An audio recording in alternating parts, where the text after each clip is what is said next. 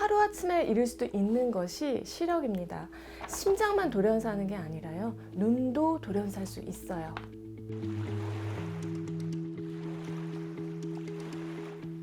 안녕하세요. 정세현아이사 라이프 레시피 정나래입니다. 몸이 1000냥이면 눈이 900냥이라는 옛말 있습니다. 시각, 청각, 후각, 촉각, 미각 5가지 감각 중에서 우리가 외부 세계를 인식함에 있어서 시각에 의존하는 비율이 80에서 85%에 이르러요. 그만큼 중요하다는 얘기인데요.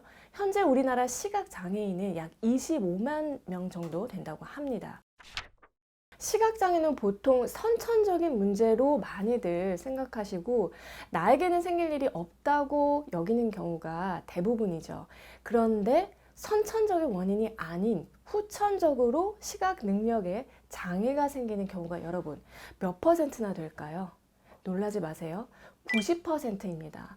당뇨 망막병증이나 녹내장 기타 사고로 인해서 실명이 발생하는 후천적 시각 장애가 전체의 90%를 차지해요. 그러니까 나에게도 일어날 수 있는 일이라는 거죠.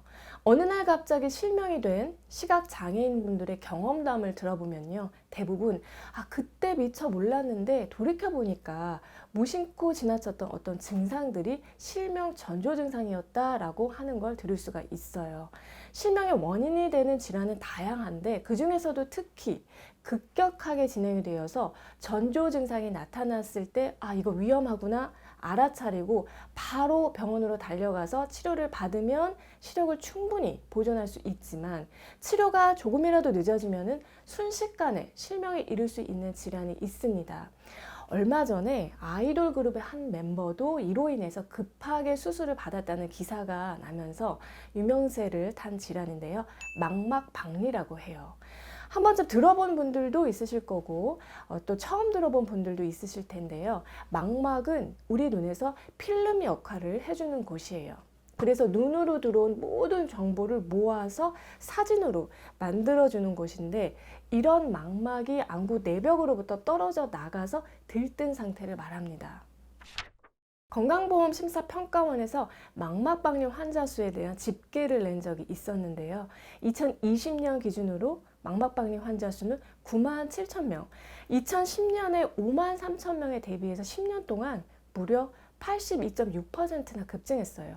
연령대로 보면은 50대가 25.4%를 차지해서 가장 많고 그 다음이 60대, 그 다음이 40대, 그리고 20대 순으로 나타났습니다. 망막박리 환자 수가 급증하고 있는 현상에 대해서 전문가들은 가장 큰 원인을 근시 증가로 보고 있어요. 컴퓨터나 스마트폰 사용이 증가하면서 근거리 작업을 계속 하다 보니까 근시가 잘 생기고 특히 고도 근시 환자들이 망막박리가 쉽게 생길 수 있는 것으로 알려져 있습니다. 그래서 라식 수술을 하기 위해서 병원에 검진을 받으러 갔다가 망막박리 초기 진단을 받고 라식 수술 말고 망막박리 수술을 하는 경우도 제법 있다고 해요. 이렇게라도 우연히 발견한다면 다행인데 50대, 60대 분들이 라식 수술하러 병원에 가는 분들은 거의 없잖아요. 눈에 어떠한 증상이 나타나도 단순히 노안이라고 생각하고 대수롭지 않게 넘기게 되는 것이 함정일 수 있습니다. 눈 속에 있는 망막이 들뜨면 혈류가 제대로 돌지 않고 영양 공급을 받지 못하니까 시세포의 기능이 급격하게 떨어져서 실명으로 진행될 수 있는 것인데 실명까지 가기 전에 망막박리 초기부터 눈에서 보내는 어떤 신호들이 있어요. 그래서 특히 50세 이후라면은 적어도 오늘 알려드리는 실명 전에 나타나는 전조 증상 3가지 정도는 상식으로 우리가 꼭 알아두면 좋겠습니다. 빨리 치료하면 실명을 막고 정상 시력을 회복할 수 있기 때문이에요. 첫 번째는 실제로는 없는데 눈앞에 시루라기나 막 날파리 같은 것이 날아다닌 듯한 증상이에요. 이를 날비자에 모기 문자를 써서 비문증이라고 하는데요. 비문증 있는 분들이 주변에 아마 적지 않은 것으로 알고 있어요. 비문증은 망막질환 때문만이 아니라 수정체와 망막 사이에 그 공간을 채우고 있는 유리체가 노화로 인해서 자연스럽게 혼탁해지면서 나타날 수도 있기 때문에 비문증이 있다고 해서 무조건 망막박리 그리고 실명의 전조 증상은 아니에요. 그렇지만 눈앞에 보이는 날파리 같은 것의 개수가 많아지고 또 크기가 커진다든지 이후에 제가 말씀드린 두 개의 증상과 같이 나타난다면 반드시 안과에 방문하셔서 검진을 받아보셔야 합니다. 두 번째 증상은 눈을 움직일 때 번쩍하고 플래시가 터지는 것처럼 번쩍이는 증상이고요. 이를 광시증이라고 합니다. 광시증도 역시 자연스러운 노화로 인해서 나타날 수 있는 증상 중에 하나예요.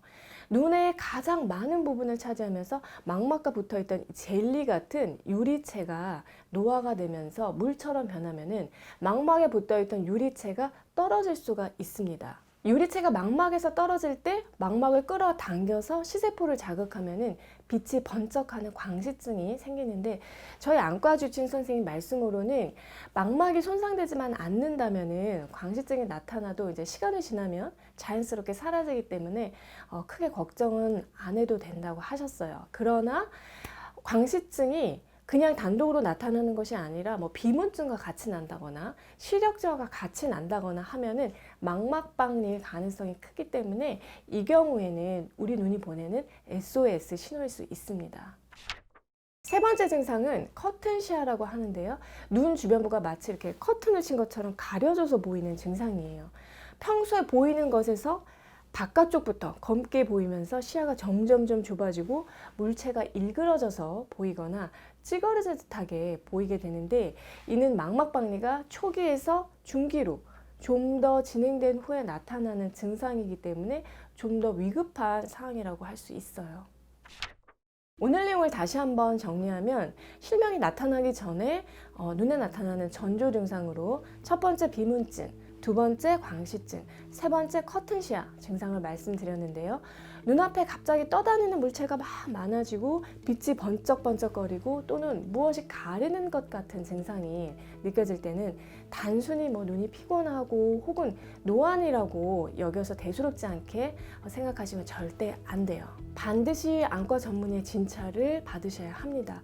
그리고 고도근시가 있는 분들, 당뇨나 고지혈증이 있어서 눈에 염증이 잘 생길 수 있는 분들은 망막 건강에 이상이 생길 가능성이 항상 있기 때문에 증상이 없더라도 1년에 한 번씩은 꼭 정기검진 받을 것을 추천드립니다. 여러분, 오늘 영상이 도움이 되셨나요? 올해도 정나래와 함께 눈 건강 잘 챙기는 한 해 되셨으면 하고요. 저는 다음에 또 좋은 내용으로 찾아뵐게요.